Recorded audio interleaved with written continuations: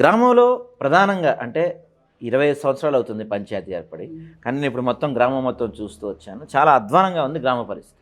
సరైన రోడ్లు లేవు. ప్రధానంగా గ్రామానికి కావాల్సింది సరైన రోడ్లే. సరైన రోడ్లు లేవు, ఎక్కడ లైట్లు కనపడలేదు, డ్రైనేజీ వ్యవస్థలు లేవు. చాలా అధ్వానంగా ఉంది గ్రామ పరిస్థితి. ఇంత కష్టాల్లో, ఇంత అధ్వానంగా ఉన్న గ్రామాన్ని మీరు మార్చగలుగుతారని నమ్మకం ఉందా? ఏ విధంగా మార్చగలుగుతారు? మీరు చెప్పింది వాస్తవం అండి.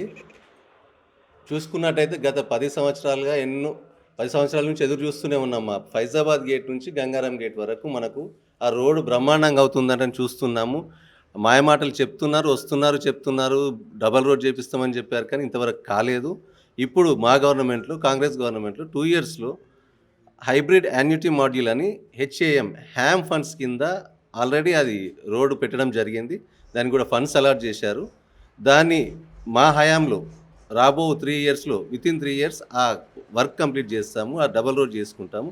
ఆ 60-40%లో 60 గవర్నమెంట్, 40 ప్రైవేట్ ఫండ్స్తో అదొకటి చేస్తున్నాం. 100% అది చేస్తాము.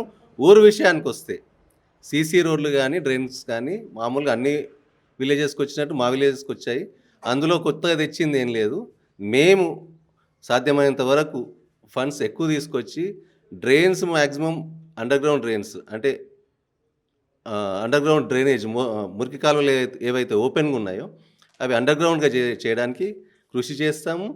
మీరు ఆ మార్పు కనిపిస్తుంది.